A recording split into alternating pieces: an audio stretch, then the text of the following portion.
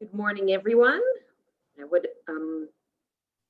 It's time to start our amazing launch for Project Digital Competencies and Empowerment for Women in Construction.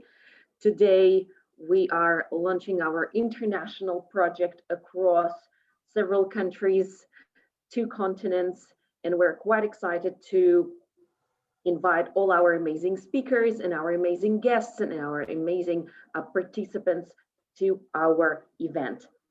My name is Albina Gachosa. I am your host for today. So if you have any questions in regards to your to this event or your presentation, feel free to drop a message in the chat. Let me share my screen and give some extra information in regards to how our event will be run today.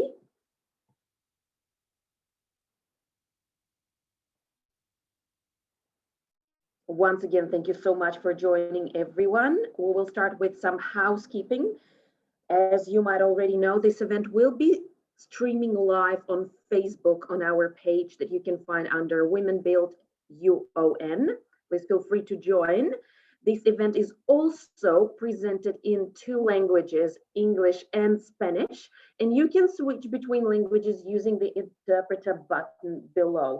Of course, that option is available for those amazing people who are joining us on Zoom. On Facebook, the streaming will be in English. And let me just quickly remind you that the video of this presentation will be available in Spanish as well later through our social media channels. As well, if you would like to join our presentation, make sure that you type in your full name and your organization in the name when you are joining us on Facebook or on Zoom. Please keep your video and audio disabled during the presentation, so it will be nice and clear for everyone to hear, and to avoid any technical difficulties as well. And of course, we will have a special time for questions and answers. So feel free to drop your questions in our chat bot and on Facebook. All you need to do is type in the presenter's name you would like to address your question and the question itself. And of course, I would like to start our launch and our presentations with the acknowledgement of the country. And I would like to begin by acknowledging and paying my respects to the Abakal and Wormai people, the traditional custodians of the land on which we are gathering today here in Australia. And I would like to pay my respect to their elders, past, present, and emerging, and acknowledge all Aboriginal and Torres Strait Islanders here today, also paying my respects to your elders, past, present, and emerging. Thank you so much for this. And let me announce our fantastic speakers for today. We will start with Mr. Rob Winden, and he is presenting Department of Foreign Affairs and Trade, Polar Australia section. Associate Professor Temitov Edgebelaking presenting University of Newcastle. Miss Andrea Gutierrez Rojas from Gender Affairs in Labor and Social Security Regional Ministerial Secretary. Marcela Ochoa from Office of Bogota Habitat Secretariat, Colombia. Professor Carlos Zeballos from Sao Paulo Catholic University, and Professor Suan Ware from University of Newcastle as well. Now, before we move on, I would like to present our next speaker, Mr. Rob Winden, and I will give a floor to him right now. He can turn on his video and audio to continue with the presentation. Thank you so much. Thank you very much indeed. Good morning to everyone watching in Australia, and particularly good evening to everyone in Latin America. As mentioned, I'm Rob Winden. I'm a board member of the Australian Council on Australia-Latin American Relations, and I'm delighted to be asked to open this event this morning and this launch on behalf of the chair of Koala, Mr. Alberto Calderon, and my fellow board members. I'm speaking to you from the wonderful Gold Coast in Queensland, Australia, and I'm looking forward very much to hearing the presentations, as I'm sure you are. We'll be hearing a lot about the project as we proceed during this morning, so I won't spend time dealing with the intricacies of the project. You'll be hearing about that. What I thought I might do is just give you a little bit of background of how we got here this morning. The Koala is an Australian government advisory body set up in the Department of Foreign Affairs and Trade with an aim to enhance and strengthen links between Australia and Latin America. And we do that in several priority areas, namely business, tourism, education and culture. Part of our work during each year is to provide grants to further those aims. And what you're seeing today is the launch of one of our grants from this year's round of Koala projects. This is quite a complicated process. Once we receive an application, we receive also comments and advice from our embassies in Latin America, from the Latin American ambassadors in Canberra, from Austrade, from the DFAT Secretariat that looks after Koala, and from the Department of Education. So the project you're seeing launched this morning has been through a very rigorous process, and that ensures that we pick only the best. In this grant round this year, we were looking for 5 specific things. We were looking for projects that contributed to COVID-19 economic recovery in Latin America, that they should be creative and innovative, particularly that they should empower women and young people, that they should support diversity, and interestingly and very importantly as well, that they be conducted in new and interesting digital technology formats. We had a total of 118 grants, and the fact that only 11 of those projects were successful shows how good this particular project was as it stacked out against all the competition.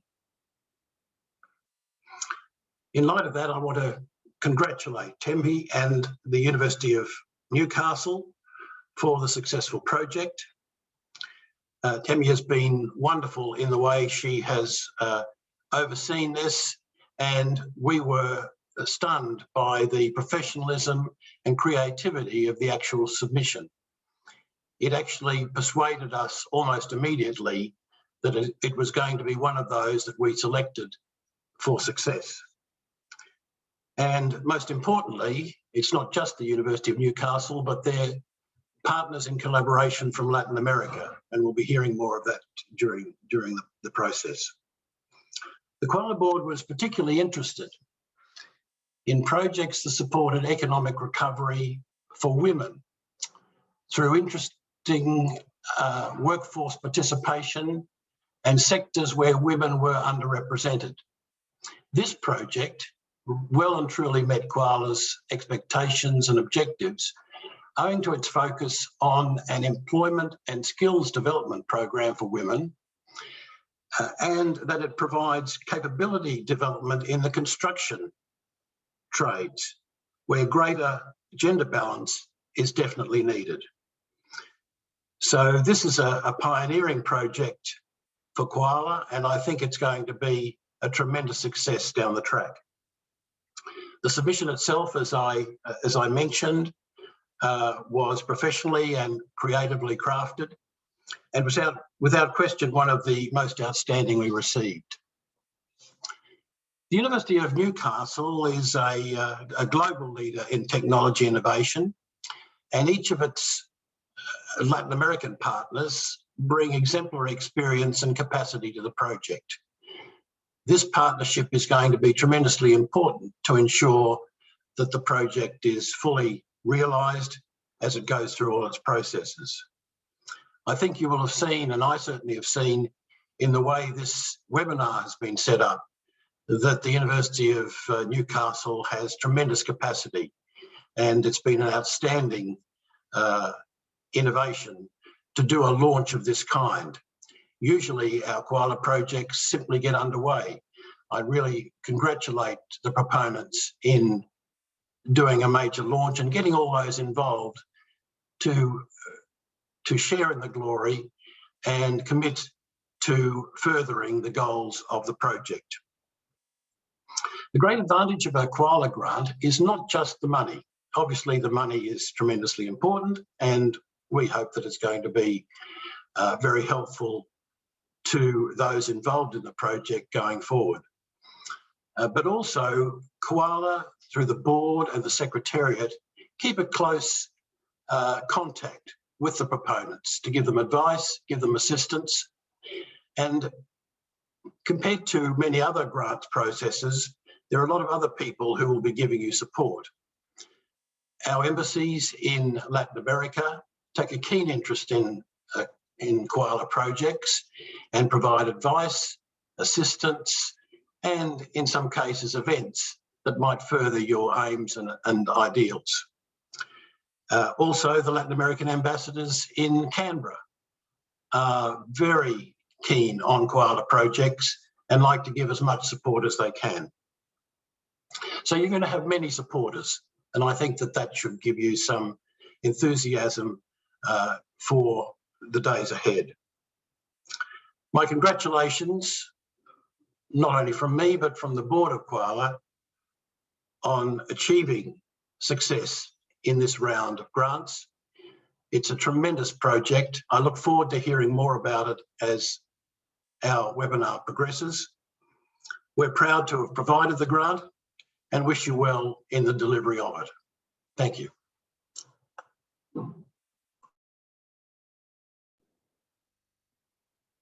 Thank you so much, Mr. Winden, for this amazing presentation, and we will move on to our next speaker.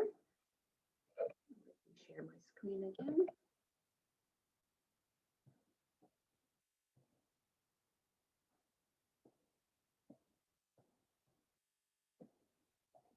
And our next presentation will be from Associate Professor Timotop Echbelakin. She will be presenting now, and I would encourage her to turn on her video and the microphone to start the presentation. Thank you so much, Tammy. I'm giving the floor to you right now. Thank you so much, Abina, for the introduction. Good morning, everyone. And then I would like to welcome you again to the launch of this transnational project titled Economic Recovery for Women through Construction Trades and Digital Competencies. And I would also like to say a big thank you to Mr. Rob. Thank you for your kind words, and thank you for your time to be part of us today. We do really appreciate it. I just want to give a brief overview of the project and then explain the perspective that where we have actually coming from.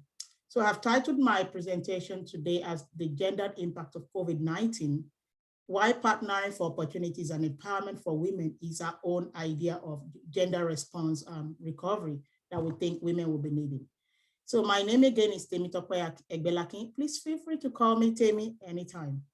So before I proceed, I would like to acknowledge the traditional custodians of the land, on the land within our footprint areas, Awakabal, Dangi John, Biripai, Waramai, Wanarua, and the Eroa nations. I also pay my respect to the wisdom of our elders, past and present. As we all have been aware that as COVID-19 continues to affect our lives and livelihoods around the world, currently we're in lockdown in New South Wales, and we are already seeing that the pandemic and its economic fallout are having a regressive effect on gender equality. Women generally are more vulnerable to COVID-19 related impact because of existing gender inequalities. All around the world, we have seen that women are most vulnerable when we talk about the economic impacts of COVID. For instance, looking at it at the global scene, females loses job rates due to COVID is currently at 5.7 versus 3.1 as of the male. Even when we look at the industry mix that have actually been affected by COVID, women make up of the 43% of those job losses. For instance, if you look at accommodation and food services, which is a female-dominated job, is been highly impacted. Wholesale and retail, a female-dominated industry, has been highly impacted. Even education, where our women serve as teachers, and then in also industry called that we term others, where we have services that include arts, recreation, and public administration, are mainly male-dominated jobs, and they've been significantly impacted by COVID. Where does this leave us? It tells us that the nature of the work that we do has gender implication because of the COVID. And women having a high job share of the 3 out of the 4 most affected sectors leads us to the fact that everything that we have been working on to reduce gender parity in our industry has been threatened. So looking at the impact of COVID-19 on women workforce in Latin America, now zoning into Latin America, we can see that we have an heterogeneous result as well. That in the 16 countries that is being surveyed, you could see that mainly women has been the mostly affected. Loss of job incomes, both in all the 16 countries that have been surveyed. And then we could also see that poverty rate among women has increased to 37.2 from 15.5, especially when within the survey of low income earners. This is a huge and staggering amount of women that are going to be in poverty in the next decade. We have an estimated 118 million women has been estimated between the age of 25 and 34 would actually live below the poverty line. Then again, within the Latin American region, if you look at the industry as well, most of the high and medium impact industries are industries where we have females has been dominated, and this actually is a call for concern for a lot of us that are working in this area. Women are most vulnerable to COVID, like I said before, and as the pandemic deepens, gender poverty gaps, especially for women, it jeopardizes the progress that we have made. We have worked in the last 3 decades towards gender parity in the labor market. So doing nothing for now is going to get us more into debt or into poverty for the women. And there was this study that was carried out that says acting, using 3 scenarios, that acting now will increase GDP, the world's GDP by 2019 by 13 trillion, especially when you look at when we act to increase the rate of women in the industry by providing more opportunities in different other industries that are women are less represented. He says that if we take action now, if we look at the take action scenario, that the world GDP will increase by 13 trillion, and it actually it will increase female to male labor force participation from 0.61 in 2020 as of last year to 0.71% in 2030, and also increase our GDP. It will increase our GDP to 13 trillion and create 230 million new jobs for women globally. Compared to a do-nothing scenario in 2020, where we have a negative priority. So we looked at some of the things that are important for our women, especially in this era of COVID and the impact it has had on our livelihoods. So we look at the 2019 observatory data for Latin America and the measures that have been taken. Using the gender focus, we looked at some of the measures that have been taken currently in the areas of women's rights and gender equality.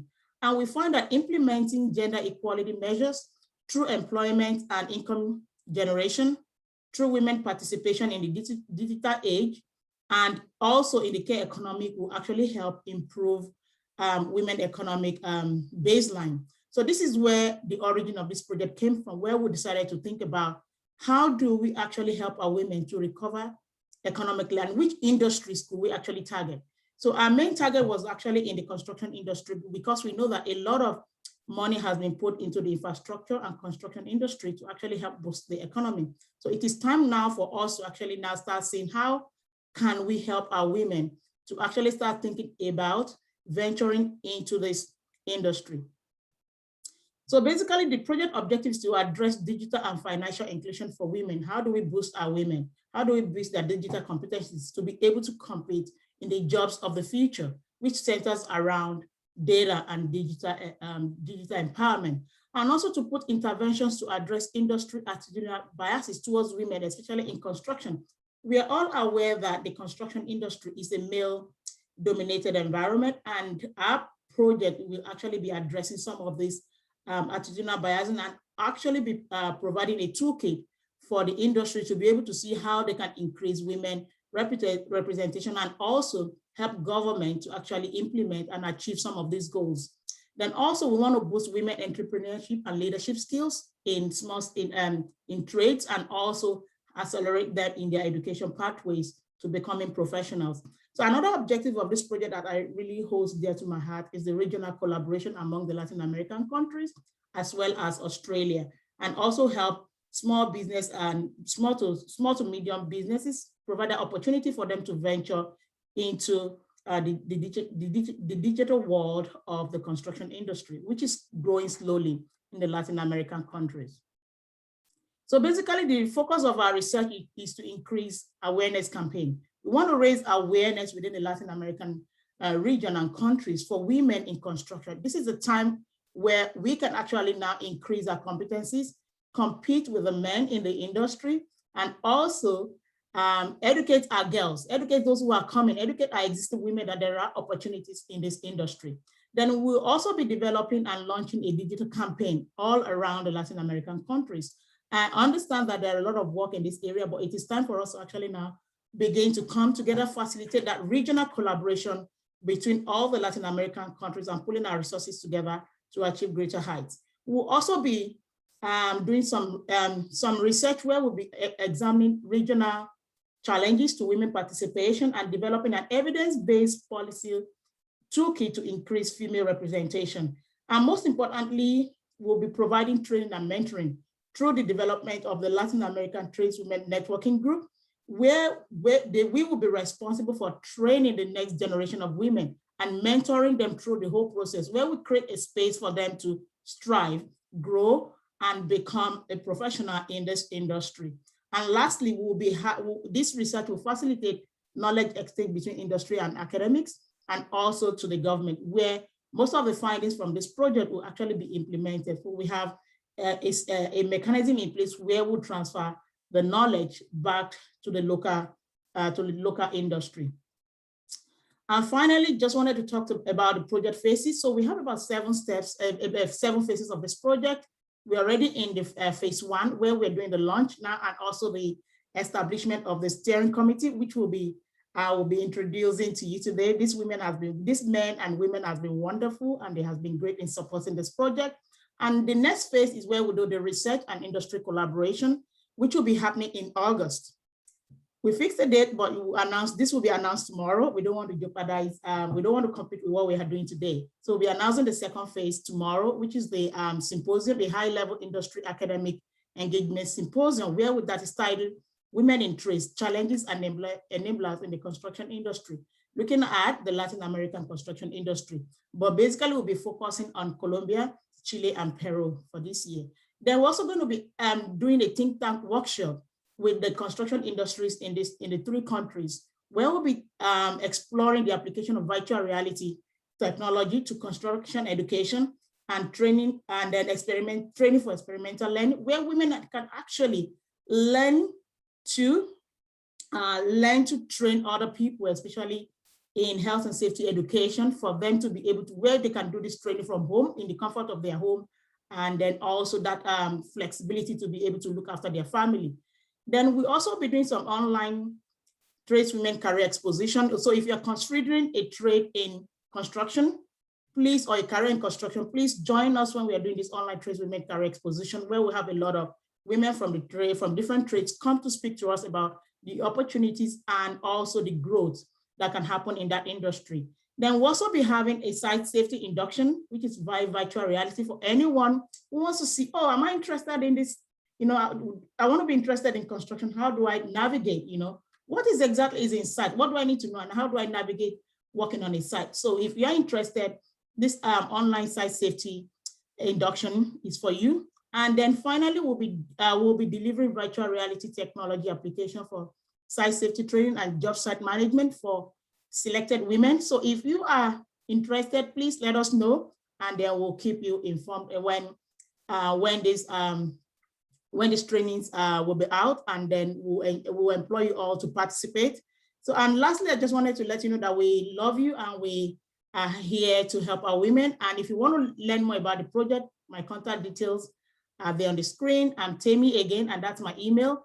And then we have a project website that you can get more information about this project. And please follow us on all our social media. We are very vibrant out there. We have a Facebook page, both in English and in Spanish.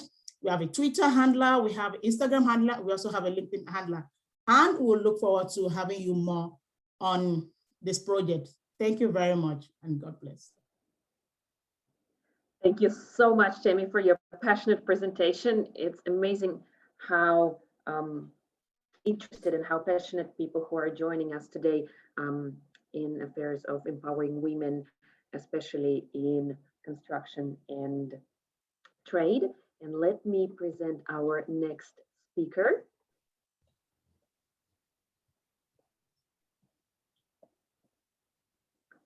Ms. Andrea Gutierrez Rojas. She is from Gender Affairs and Labor and Social Security Regional Ministerial Secretary, Chile. And I will encourage her to turn on her video and microphone and start the presentation. Thank you so much, Andrea. Hola, muy buenos días en Australia, buenas noches en Latinoamérica, y muchas gracias por la invitación. Voy a compartir mi presentación. Aquí. Espero se esté viendo bien. ¿Sí? Bueno, yo les voy a hablar un poco de las desigualdades que existen de género en la construcción aquí en Chile. Primero vamos a irnos al origen de todas estas desigualdades que ocurren en todos los países. Básicamente por los estereotipos culturales, los que nos vemos sometidos como sociedad. Desde que nacemos, por género, nos asignan colores, rosado para las niñas, azul para los varones.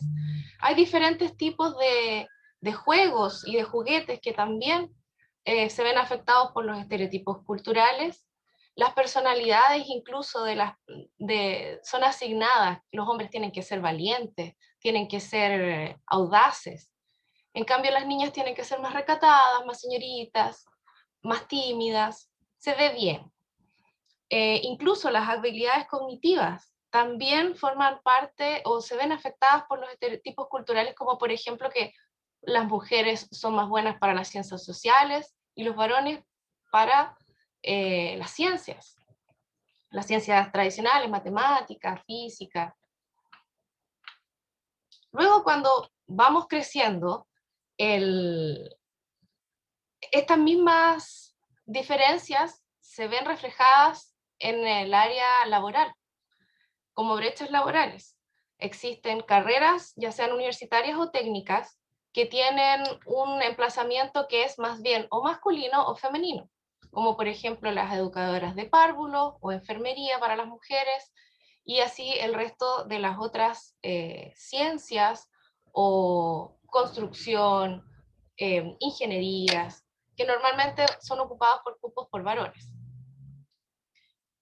Otra de las brechas laborales que nosotros encontramos en nuestro país es el hecho de que las mujeres al trabajar necesitan cuidar de sus hijos. Por lo tanto, se está trabajando en un proyecto de sala cuna universal para todas las mujeres que sea con derecho libre, ya que actualmente hay una como restricción en que las empresas que tienen sobre 20 mujeres están obligadas a ofrecer la sala cuna, pues muchas empresas solo contratan 19 mujeres. Entonces, en eso consiste el proyecto, que sea universal y no con un límite. Existen diferencias también en los salarios por el mismo trabajo que realiza una mujer. Somos víctimas muchas veces de acoso. No digo que en el lado de los varones no exista, pero sí es menos denunciado. Por lo tanto, es más conocido mundialmente el acoso femenino en los trabajos. Y por último, todas estas brechas que nos llevan a que finalmente, como cotizamos menos, pagamos menos leyes sociales, nuestra jubilación, nuestro retiro también hace que sea de un menor ingreso para nuestra vejez. ¿Qué pasó durante la pandemia en nuestro país? Hubo una caída del empleo hasta el año pasado de un 20,5% para las mujeres, no así el de los hombres, que fue menor, fue una caída de 16,8%. ¿A qué se debe a que el mayor aumento, o sea, la mayor caída del empleo fue para las mujeres? Es porque las áreas y los sectores que se vieron impactados por la pandemia fueron principalmente los que están donde las mujeres trabajan, donde las mujeres se desempeñan, en el comercio, la hotelería y turismo, el entretenimiento y las pequeñas y medianas empresas que normalmente son guiadas por mujeres. Son mujeres empresarias, mujeres microempresarias. Por lo tanto, luego, cuando hubo un repunte del trabajo en nuestro país, en los puestos perdidos que se habían perdido durante el pic de la pandemia fueron casi 900.000 en las mujeres, pero cuando se recuperaron casi 400.000. No así para los hombres, puesto que los hombres perdieron 938.000 puestos de trabajo, pero la diferencia fue que recuperaron 572.000 puestos. Siguen habiendo brechas. ¿A qué nos llevó todo esto? A salir a buscar trabajo en áreas que no eran las que normalmente se desempeñaban las mujeres. Por eso en nuestro país se desarrollaron diferentes iniciativas para motivar a las mujeres a explorar nuevos sectores. Entre ellas, atendiendo todas las restricciones que tenía y nos impuso la pandemia a todos, se realizaron, por ejemplo, ferias laborales en línea, donde también promovían el trabajo en la construcción para mujeres. Las mujeres que llegaron a trabajar a la construcción tenían varias motivaciones, principalmente el nivel de escolaridad, que en Chile el promedio es sobre los 11 años, lo cual es bastante bueno, pero no necesariamente les da una profesión o un oficio certificado. Por lo tanto, llegaban a las construcciones buscando algún tipo de trabajo en donde se pudieran desempeñar y eso no significara una exigencia en cuanto a estudios.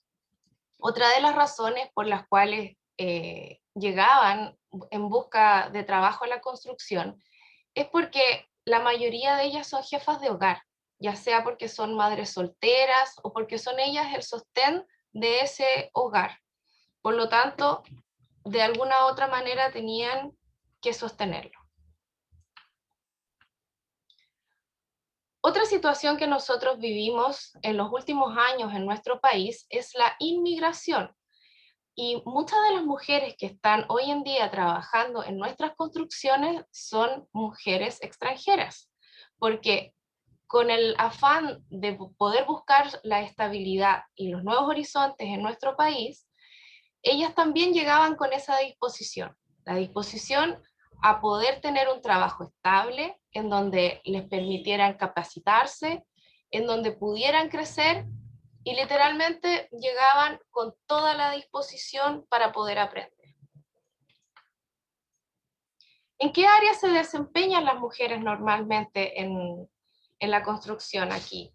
Entran como auxiliares de aseo, pero muchas veces, por sus mismos relatos, los jefes, sus pares, sus compañeros, las van incentivando para que sigan avanzando y se capaciten en otras especialidades de la construcción.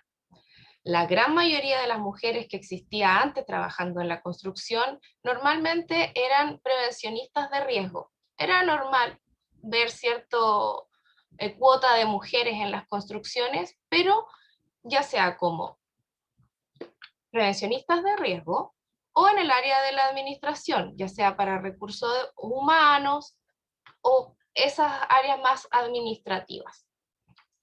¿Qué pasó? Que al ver a las mujeres que tenían tanta responsabilidad, tanta atención por el detalle, empezaron a capacitarlas en las terminaciones por sus mismas habilidades, por su misma dedicación.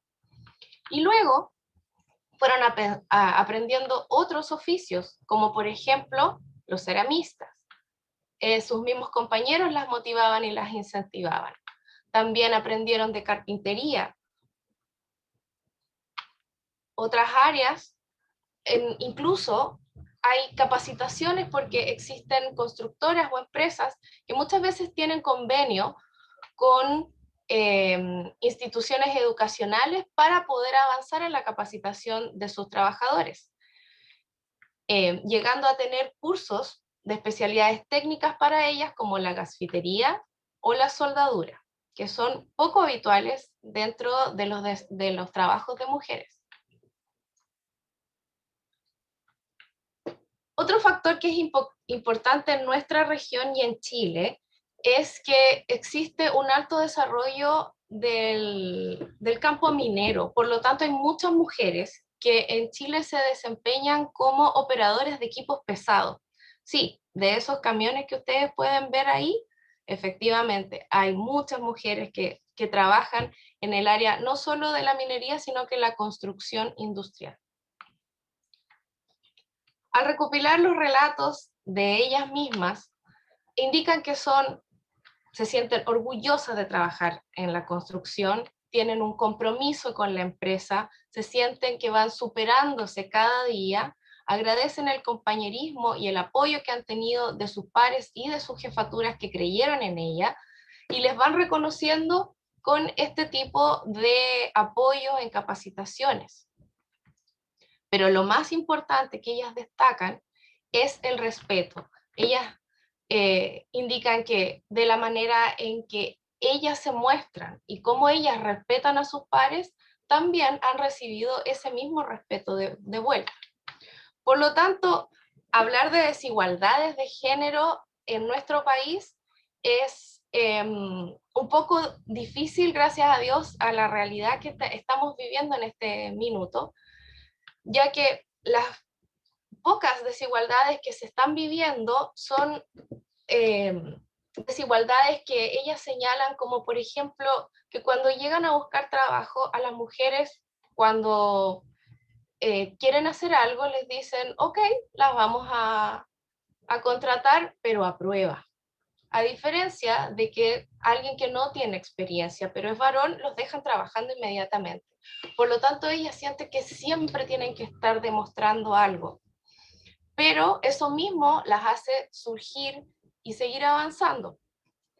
Otro pequeño problema que se han encontrado son las instalaciones sanitarias, pero que con el tiempo han podido ir resolviendo por medio de los comités paritarios y también por los sindicatos.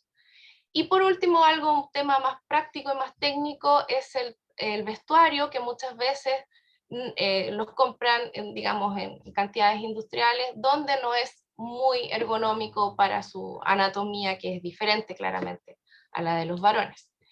Pero vamos muy bien encaminados y motivando siempre a nuestras mujeres a que se integren a cada rubro y en especial en la de la construcción, que tiene mucho por ofrecerles de ahora en adelante.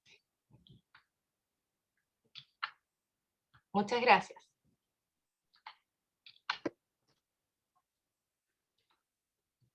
Thank you so much, Andrea, for your amazing presentation. Thank you so much for your time and keeping us all on time as well. Now we will be moving on to the next speaker. And let me share my screen as well with all the participants.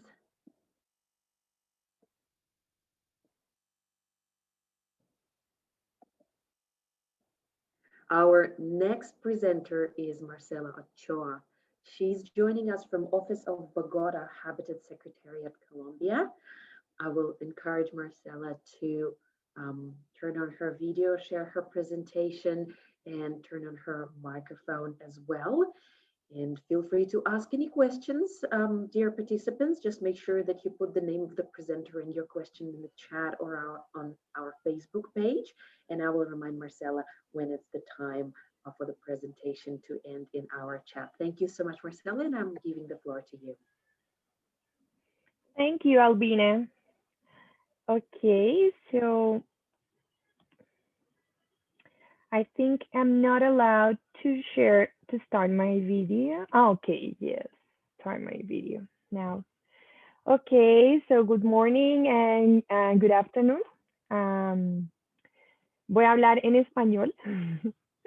Buenas tardes a todos quienes nos acompañan y buenos días a quienes están desde Australia. Voy a compartirles un programa que justamente estamos llevando a cabo desde Bogotá, desde Colombia. No solamente Bogotá tiene este programa, en Colombia varias ciudades se han unido, pero voy a presentarles esta forma como desde Bogotá estamos trabajando para que las mujeres puedan tener mayores oportunidades en el sector del hábitat y la construcción. Vamos a hablar de una estrategia que comenzamos desde hace un año para construir valor público compartido entre gobierno, el sector privado o empresarial, la academia, la sociedad civil y la cooperación internacional. ¿Para qué? Primero, para fortalecer las capacidades de las mujeres para que ellas logren un rol protagónico en el sector del hábitat y la construcción. En segundo lugar, trabajar para la inclusión laboral en diferentes niveles de la cadena y en los sectores donde en la construcción pues las mujeres todavía no están insertas. Particularmente en Colombia vemos más mujeres en áreas administrativas. Pienso que es algo que es similar en toda Latinoamérica e incluso en el mundo, pero particularmente en Colombia hay muchas mujeres con cargos de liderazgo y en el sector construcción pues no es la excepción. Ahora, en temas ya de obra, como lo menciona nuestra compañera colega de Chile y como lo van a mencionar otros compañeros, sí se ve que las mujeres en la obra tienen más las labores de la limpieza o los roles de seguridad y salud en el trabajo. ¿A qué queremos llegar? Queremos llegar a desarrollar otras áreas laborales afines al hábitat y a la construcción. Y promover también el urbanismo con enfoque de género y el goce al derecho de una vivienda digna. Entonces, además de incluir a las mujeres, queremos también que ellas sean las que tengan su vivienda propia y por eso también se están dando algunos beneficios a las mujeres como subsidios, entre otros. Bueno, hay muchos objetivos de desarrollo sostenible que se relacionan con este tema que estamos hablando hoy, pero quiero resaltar el último que está en amarillo y dice datos y mecanismos de coordinación que incluyan perspectivas de género en el sector construcción. Nosotros estamos en este momento en Colombia actualizando una encuesta sectorial con perspectiva de género. ¿Esto qué quiere decir? Que las empresas se están dando cuenta con esta encuesta y nosotros también como institución pública de cuánto es el porcentaje de participación de las mujeres y es el 7.2%, lo vamos a confirmar una vez más post pandemia o seguimos igualmente en la pandemia. Vamos a confirmar cuánto es el porcentaje actual, pero adicionalmente tenemos que trazarnos una meta que estimamos sea el 13% de mujeres participando en el sector de la construcción a 2 años, es decir, hasta el 2023. Esa es la meta que nosotros tenemos ahora. ¿Cómo lo vamos a lograr? Entonces, primero, tenemos que formar mujeres en oficios relacionados con estos puestos de trabajo. Tenemos que vincular a las empresas, tenemos que vincular a la academia, tenemos que vincular todos estos actores para que podamos dar estos cursos, pero en aquellos temas en los que hay mayor demanda laboral. Por ejemplo, todo lo que es jardines verticales, jardinería, techos verdes, es una demanda nueva que surge del sector en la que mayoritariamente están hombres que necesitamos que cada vez más mujeres estén capacitadas en estos temas. También en los temas de transporte de maquinaria pesada, las mujeres han demostrado que tienen igualdad de condiciones. En instalaciones eléctricas, solo por dar algunos ejemplos. Entonces tenemos ya incluso temas de educación financiera para que las mujeres no solamente estén en el sector, sino que también sean las acreedoras de su propia vivienda como con educación financiera. Entonces, tanto los bancos como la academia nos están ayudando para hacer realidad ese sueño de muchas mujeres de tener su propia vivienda, así no tener que pagar un arriendo mensual, tener mayor ingreso neto para su familia y poder dedicar este recurso para el cuidado de sus hijos, para el pago de servicios públicos, mejorar su nivel de vida y poder trabajar incluso en este sector o en otros sectores, pero nos interesa mucho que sea en este sector. ¿Cómo estamos vinculando a las mujeres que formamos? A través de unas ferias laborales, pero también hablando con los grandes empresarios para que le exijan a sus contratistas que empleen más mujeres. Entonces, hay incentivos de tal manera que los empresarios le digan a sus contratistas de construcción que deben contratar más mujeres, pero no solamente contratar más mujeres, sino recibirlas con un trato adecuado. Para eso estamos haciendo sensibilización y proponemos que al hacer la encuesta que les comenté al inicio, no solamente se haga la encuesta, sino que también sensibilicemos a las personas en la obra para que reciban bien a estas mujeres e identifiquemos cuáles son los temas en los que las mujeres se sienten más vulneradas. Por ejemplo, el de los uniformes. Por ejemplo, salas de lactancia. Por ejemplo, o sea, cuando han visto una sala de lactancia en una obra de construcción, es muy raro. Entonces tenemos que definitivamente hacer muchas actividades para que haya una mejor recepción de las mujeres en este sector. El trato, los uniformes, bueno, todo lo que hemos hablado. Y por último, una mesa de urbanismo con enfoque de género. Entonces, en este sector también las mujeres pueden participar en cómo quieren que se vea su ciudad, cómo quieren ver esos espacios, por ejemplo, donde en Bogotá es una ciudad que tiene un alto índice pues, de inseguridad, las mujeres quieren ver las calles más iluminadas, quieren sentirse más seguras.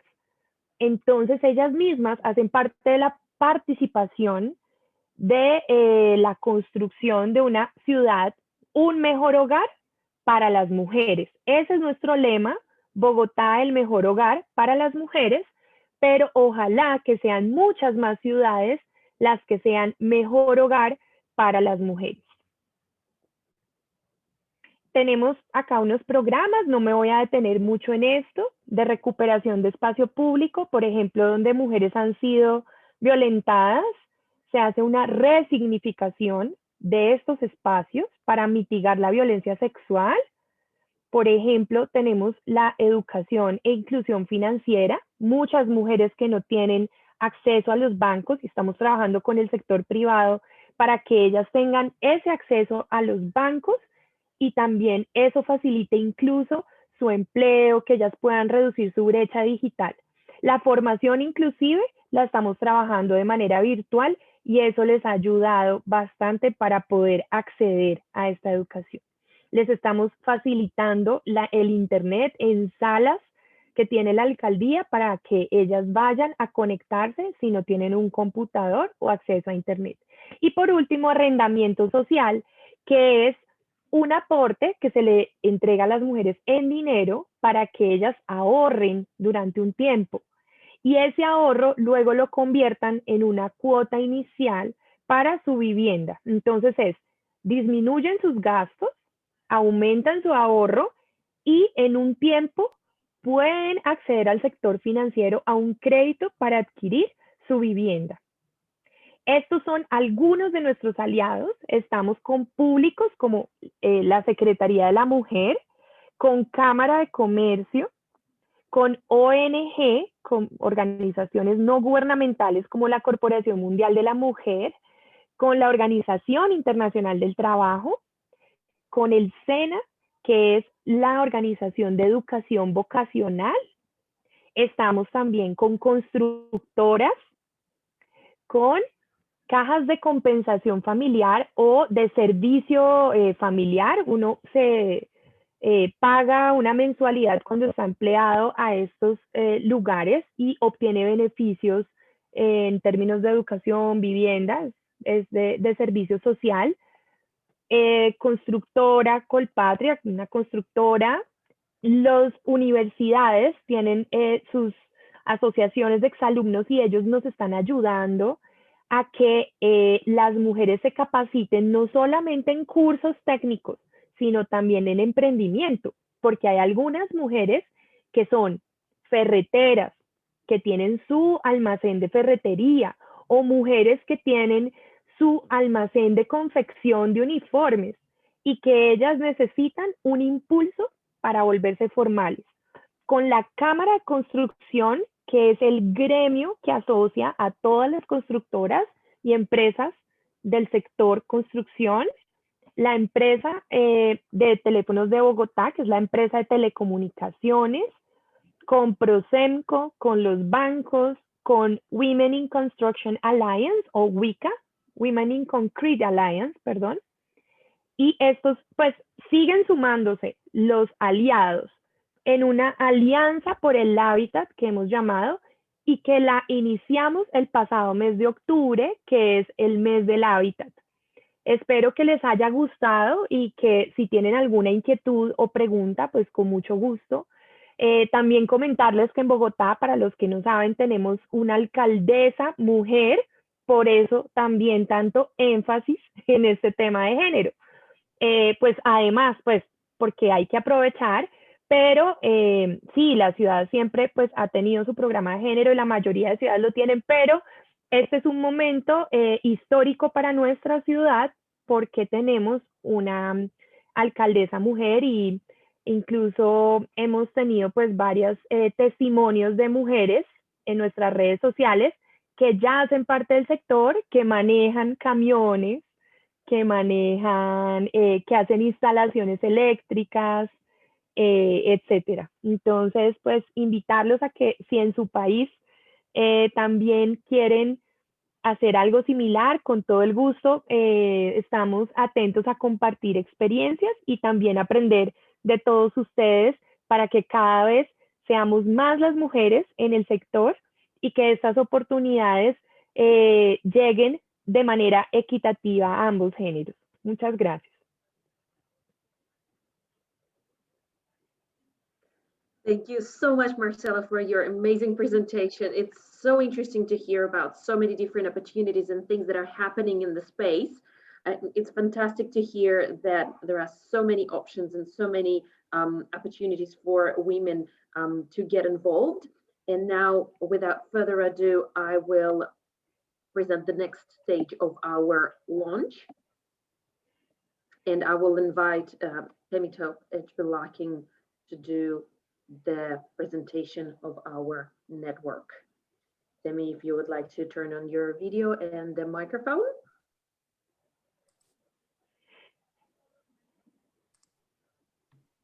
Thank you so much, Abina. And maybe our IT guest can turn on my video. It's been turned off. IT team, could you please allow me to turn my video on?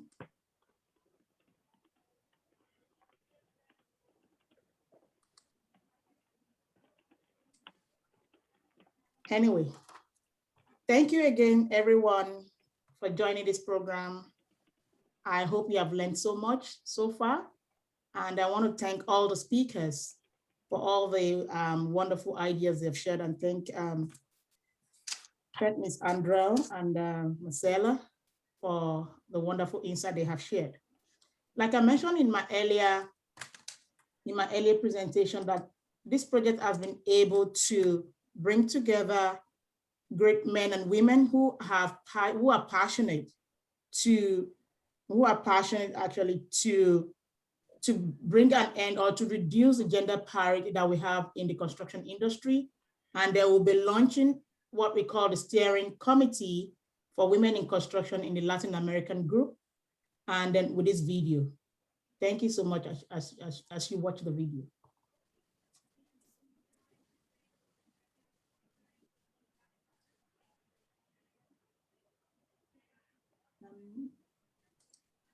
Femi, can you play the video, please?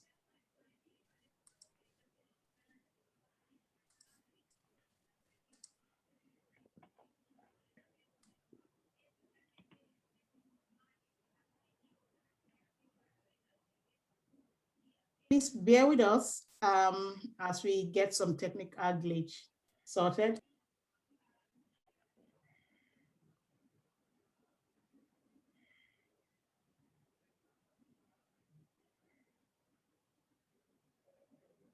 Gender parity in the labor market. The construction sector is categorized as one of the most productive sector and employer of labor in the region, especially during this pandemic. Despite the likely availability of jobs in the sector, women often did not consider jobs or apprenticeships as work relevant to them due to several challenges that relate to perception, cultural and structural challenges within the industry. Moreover, the sector has continued to struggle to attract women and retain them. On average, there are about 4 women per 50 men working in the construction industry. And many times, women already in the industry find it difficult to advance their careers. La mayoría de hombres son los que construyen, muy pocas mujeres. Yo no he tenido ninguna maestra mujer ni que haya trabajado, entonces me parece que ese es uno de los tantos problemas que por ahí podemos encontrar. Felizmente hemos podido llevarlo de una manera tranquila cuando el maestro comprende que tú le estás dando un asesoramiento técnico y que los dos están apuntando por tener una buena obra y por tener un buen acabado y una buena calidad en la construcción. Una visión que es complementaria y que puede apoyar y traer gran desarrollo y productividad a nuestro sector, siempre con un pensamiento hacia la sostenibilidad, hacia el equilibrio, hacia el bienestar en general de las personas. The Steering Committee for the Latin American Trades Women Network has been set up to connect industry and tradespeople together in order to create awareness and support for women to access, participate, and succeed in construction trade. This network will bring together women to share their experiences, create opportunities and mentoring, fostering solidarity and creating spaces where women can actually come together to make a change towards workplace gender parity. I would like you to join us in welcoming the 2021 Steering Committee members from Australia, Chile, Colombia, and Peru as they work collaboratively together to tackle this issue.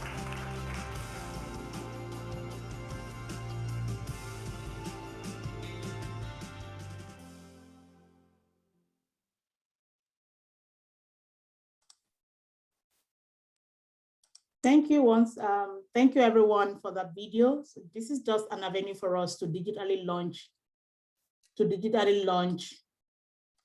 the Women in Construction group in Latin America. So these are the great women that will be driving this change. I would like to invite all the women and men that are part of the steering committee that are online today to please share their videos so that everyone can see you. Please share your videos. Thanks, Carlos. Mr. Alvaro, I know you are there somewhere. Please share your video.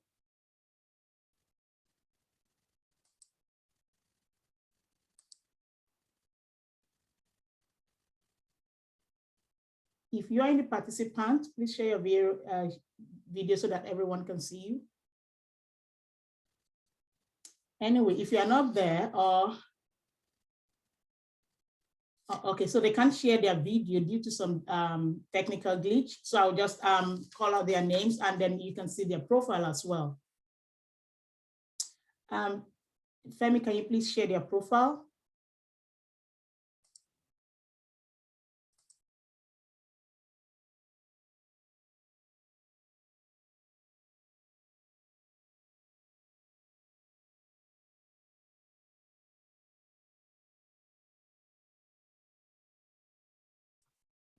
Yep, let me share the profile. Just bear with me for a second. Sharing the screen right now.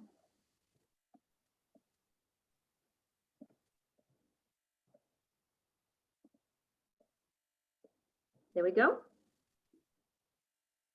Thank you so much, everyone, again. So we have a list of our steering committee group for the Latin America Women in Construction that I'll be sharing this morning. So first and foremost, I still sit as part of the committee, though I'm operating from Australia, but we are just here to help and put things together, and we're going to leave the work back to the steering committee to continue after the project. So first and foremost, I would like to introduce Mr. Alvaro Blanctapia. He's the director of the Ministerial Secretary of Labor and Social Security in Chile. He's a very wonderful man, very passionate about gender parity. I would like to work more with him to see how we can actually bridge this gap. And also we have Yasna Garriga, the Director of Economics Department, Catholic University of the North in Chile as well. They are very passionate women. And Miss Andrea Rogers. Thank you very much, Miss Andrea. You've been very wonderful. She is the Ministerial Secretary of Labor and Social Security, also in Chile. So the team from Chile have been very good, and we do appreciate all their contributions and the work they plan to do for this group. Then from Colombia, I would like to first and foremost thank Ms. Chile Sanchez, the CEO of Protect Colombia, and been very wonderful to be on this group. Thank you so much. Then Ms. Marcela Ochao, you've had her speak today already. She's also the director from the Office of Bogota Habitat Secretariat, Colombia, and they have been doing a lot of wonderful work already helping in the women's space. And then lastly from Colombia, I would like to thank Ms. Paola Rogers. She's the Sustainability Director of Construction of Chambers for Bogota in Colombia. These women in Colombia are amazing women. They are doing a lot of work, and I'm so happy to be part of their team. Then from Peru, we have Ms. Vivian Adrel. She's the Director of Civil Engineering at Pontica University. Ms. Katrina Malaga Sanchez, again, the Director of CEO. She's the CEO of 30.25 Aquitos. And then lastly, Miko Korea Denzel, President of the Commerce and Industry Chamber for Arequita. Thank you so much, everyone, for being part of this wonderful project. And then we'll appreciate your time and effort and your labor of love to be part of this thing. So please join me in welcoming the Steering Committee for Women in Construction in Latin America for 2021 and 2022. Thank you, everybody, and thank you for volunteering your time. Thank you so much, Tammy, for your brilliant presentation and launching of our network. It's exciting to see what's to come in that space. And according to our program, we do have a little bit of time allocated to make a picture of all our participants right now, so we can share it on our Facebook and LinkedIn and other social media. And I believe Femi will be able to facilitate that for us. So I do encourage you all to turn on your videos, and I do see that all our presenters are now with our videos launched. And Femi, I would like to ask you to make a snap picture of our presenters, so then we can share it with everyone. Thank you, everyone. So we'll just do this video snap at the count of 3. 1, 2, 3. Thank you, everyone, for joining us today. It's a pleasure. Thank you so much, Abina. Back to you. Thank you so much, everyone. So now we're moving on with our presentations. And let me share my screen and present the next amazing person in line.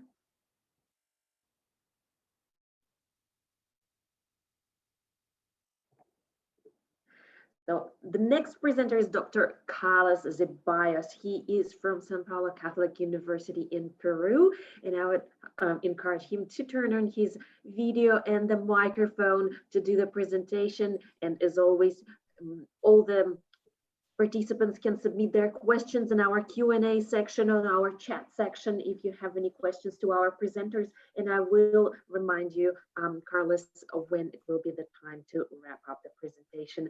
Thank you so much, and I will give the floor to you right now. Thank you so much, Dr. Albina Gayoso. Good morning, Australia, and good evening to my fellow Latin American friends. I am delighted to participate in the launch of this project. I am afraid my English is not very good looking. Therefore, I will switch to Spanish, but the presentation will be bilingual. I mean, the slides will be bilingual. So let me know if you can already see my screen.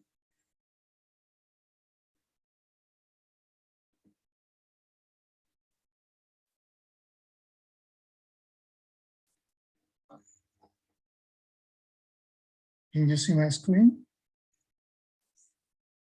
Oh, I think I cannot see the Zoom comments. Oh, you can tell me. I cannot see. I hope you're all watching my screen. Anyway, estimados amigos y colegas, agradeciendo la participación de las personas que me han antecedido. Tengo el honor de saludarlos desde la bella ciudad de Arequipa, en Perú, a nombre de la Facultad de Ingeniería y Computación de la Universidad Católica de San Pablo, y compartir algunas breves ideas con respecto al aporte de la academia en el proyecto Competencias Digitales y Empoderamiento de la Mujer en Construcción. Hace 20 años, la presencia de mujeres en carreras de arquitectura, ingeniería civil o en la construcción en general era muy escasa en el Perú, básicamente dedicadas a un papel limitado en el diseño, la supervisión y la dirección de algunos proyectos básicamente oficiales, por llamarlos de una forma. Pero, sin embargo, era muy contrastante con la realidad en los ámbitos rurales, donde las mujeres tenían un papel importante, no solamente en la toma de decisiones, sino en la propia ejecución de las obras comunales. Hoy en día esta situación ha cambiado satisfactoriamente. Las mujeres ocupan cargos importantes. Vemos en la fotografía la imagen de la ministra de Vivienda y Construcción, que, bueno, lamentablemente deja el cargo hoy, puesto que mañana tenemos cambio de gobierno, pero que ha tenido un liderazgo importante en este rubro en muchos aspectos de la realidad nacional. Además de ministras, hemos tenido mujeres ocupando cargos en viceministerios, direcciones regionales de vivienda, gerencias de empresas constructoras, ejecutando supervisión, residencia de obra y más, digamos, específicamente también en modelamiento y organización de proyectos de edificación. Sin embargo, como muy bien lo han comentado tanto Andrea como Marcela, existen todavía brechas significativas de desigualdad con respecto a situaciones en las que los varones tienen ámbitos predominantes y hay factores reticentes a este campo. Pero bueno, eso es una de las razones que ha conllevado al desarrollo de este proyecto. Sobre el uso de herramientas digitales para la construcción, que es un aspecto fundamental en el proyecto que estamos lanzando hoy, también se han tenido grandes avances. Hace 25 años yo comencé a enseñar cursos de AutoCAD y comencé a usar CAD debido a mis propias limitaciones en el dibujo tradicional con instrumentos, ¿no? Y era muy malo dibujando instrumentos y me costaba mucho hacer una buena lámina, pero la computadora me daba la oportunidad de democratizar un buen dibujo, ¿no? A una computadora no le interesa ni tu género, ni tu raza, ni tus ideas, ni tu edad. Solamente necesitas tener un ojo y un dedo para utilizar, ¿no? Pero en esa época había todavía muy poca participación de mujeres, palabras de ellas mismas, porque la computadora se veía como algo masculino. Pero hoy en día hay muchas plataformas que se utilizan en construcción y particularmente el CAD ha sido desplazado por el BIM o BIM, es el Building Information Modeling, que es un proceso integral que permite crear y gestar información de un edificio construido virtualmente. Gracias a esto, el BIM permite integrar datos de saberes multidisciplinarios, ¿no? Todos ellos tienen que ver con el ámbito de la construcción, y poder llevar a cabo una planificación de la obra, logística de materiales, interrelacionar distintos ámbitos del aspecto del proceso constructivo, ver costos, presupuestos, así como también la gestión de la obra, ¿no? Por tanto, el BIM ha superado largamente el tema de la mera representación gráfica que tenía el CAD y permite identificar pues, problemas, interferencias y realizar, digamos, los ajustes que sean necesarios. Desde la academia, bueno, en principio el Perú tiene un capítulo de BIM que está tratando de desarrollar y fomentar. Hay algunas universidades que están trabajando en este tema, en particular la Universidad Católica San Pablo utiliza el BIM para la capacitación integrada de alumnos de arquitectura, ingeniería civil es muy interesante porque tienen la oportunidad de trabajar dentro de un mismo proyecto de manera integrada, como lo van a hacer en la vida real. Lamentablemente, no sé si en otras partes, pero aquí hay una absurda competencia o disgregación entre arquitectos e ingenieros civiles, cuando en realidad para que un edificio tenga calidad debe contar con el concurso de ambos profesionales. Aparte de la propia educación, la universidad ha llevado, digamos, a cabo algunos proyectos de infraestructura en los cuales hemos trabajado con profesionales de distintos ámbitos y a través de una metodología que se llama la gestión colaborativa, que permite mejorar la eficiencia de los procesos de diseño, reducir riesgos de controversias, la reducción también en los plazos ha sido grandemente cortada y por supuesto también los costos de la construcción, ¿no? Y esto con una completa satisfacción de los clientes, que en este caso ha sido la propia universidad. Quien ha liderado todo este proceso en BIM ha sido una colega, una arquitecta. Ahora, estamos conscientes que el BIM es simplemente una herramienta para, digamos, lograr sobrevenir las brechas que muchos nos han comentado, tanto Andrea como Marcela. Habrá necesidad de implementar muchos otros temas. Yo creo que si bien este proyecto avanza concretamente sobre este tema, el empoderamiento digital, también es una plataforma para discusión de algunos otros problemas y han habido realmente ideas que he encontrado maravillosas en las exposiciones de mis antecesores. Y creo que muy bien se podrían tratar de compartir en nuestro ámbito. Finalmente, agradecer a Council on Australia and Latin America Relations, hola, por el apoyo a este proyecto, a la Universidad de Newcastle, por permitirnos ser parte de él, y también a las universidades Pontificia Universidad Javeriana de Bogotá y Católica del Norte de Chile, con quienes compartimos las responsabilidades desde Latinoamérica. Me distraje y no pasé los slides.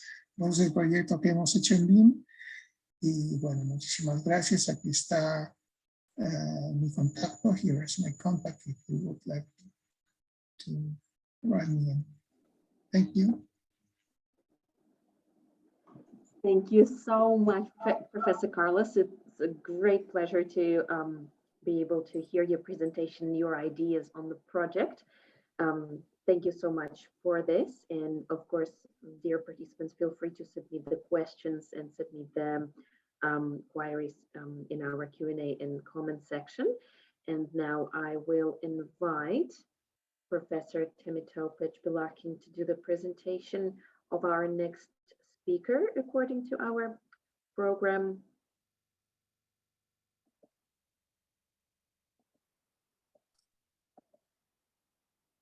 Thank you so much, Abina. Thank you so much, Abina. Our next presentation is from our head of school, School of Built Environment and School of Architecture and Built Environment, from Professor Suan Were. She's a professor of landscape architecture and has been involved in a lot of work on social enterprise for women empowerment, and I've seen a part of this project has been done and have been well implemented, and we have seen a lot of impact that some of our work has made. Unfortunately, she's not able to be here today due to an emergency, but we've got a recorded video that we'll be showing right now. Please join me to welcome Professor Suan Were. Thank you so much.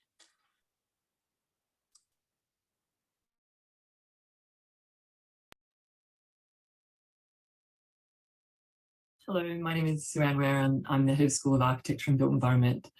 Firstly, I'd like to acknowledge. Hello, my name is Suan Were and I'm the head of School of Architecture and Built Environment.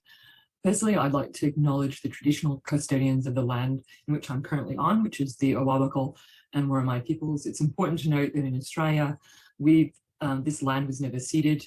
This is, always was, always will be Aboriginal land, and we acknowledge the Indigenous elders past, present and future, and where we are now and where those of you in the audience may be. I'm very delighted to be giving this talk today, and I'm very sorry that I'm here via video and not in person. It couldn't be helped. I'm actually going to be in an Indigenous community, and so I won't have any access to anything digital for a week.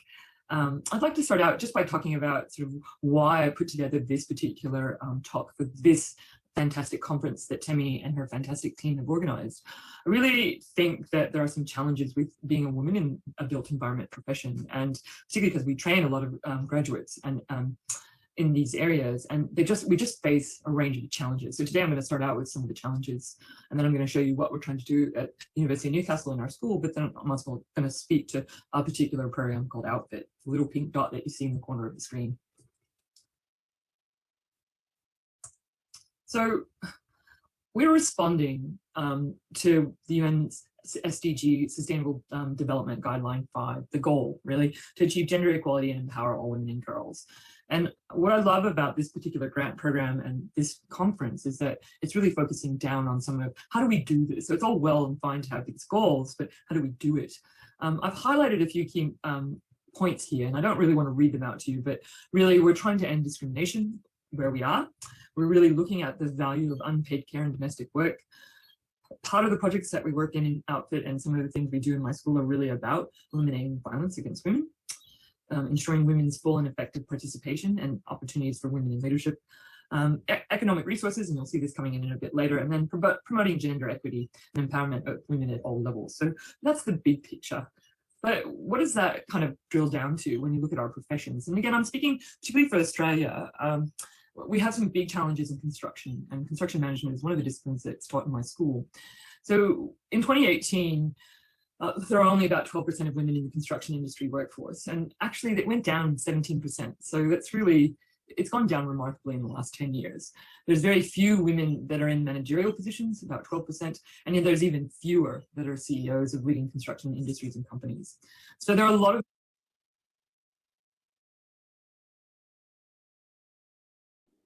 Sorry for technical difficulties. We're just restarting the video to make sure that the quality of the presentation will be better. Thank you so much for your patience.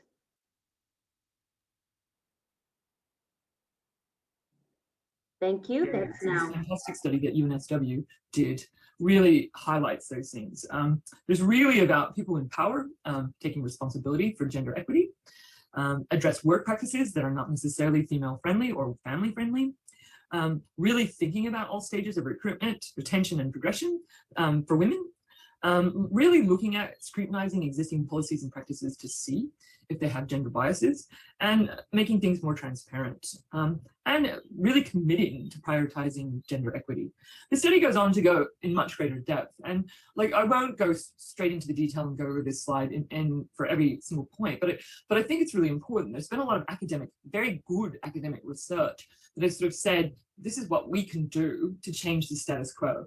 This is how we can make it better for women. And I think that's great, but we haven't quite acted on it yet in Australia. And the statistics, the lag time of perhaps putting some of these measures in place and the actuality and the things felt on the ground hasn't quite caught up. There's another study done by UTS, another university in our state, which really boils it down to 5 barriers. Construction isn't really promoted to female high school students. There's not a lot of support for female construction students in higher ed. Networking, the good old boys club, often influences who gets hired for positions. There's fewer opportunities for women in career progressions, often because they might take some time off or want part-time because they might have other duties like raising kids. There are a lot of inflexible working practices. And, you know, sort of this study goes on in 2021 to kind of say things like, well, how do we get more women in construction courses? Fairer recruitment processes, soft skills training, so teach women how to network so that they can kind of break into these, I'll say, networks that might influence hiring decisions, mentorship programs, flexibility and support in the workplace, and networking events. And these things are starting to occur more regularly in construction industries, at least in New South Wales. it's a similar story for architecture. Now I'm going to cover architecture and construction management under the wide umbrella of built environment professions. And while I appreciate that this grant and this program is really around construction, I don't think you can have one without the other. And so I think there's a different story to tell. So architecture doesn't fail to attract female students. They're not necessarily suffering in the same way as construction does. We get, you know, at least 44% of our students are female in architecture, but you can see from these graphs that, you know, the level at which they stay as juniors, even in academia, when we see them as members of our professional bodies, we have a lot of junior or students or recent graduate members. And then as you get into sort of higher levels and duties, there's very few females present. And similarly with people owning businesses. So if we were at 3% of CEOs of major construction companies and 12% at the top in construction, very similar. Owners of large business that are women in architecture are only 13%.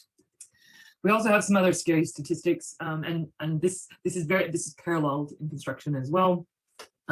We graduate about the same number of females to males in Australia, and then as people get older, you can see, you know, less and less women.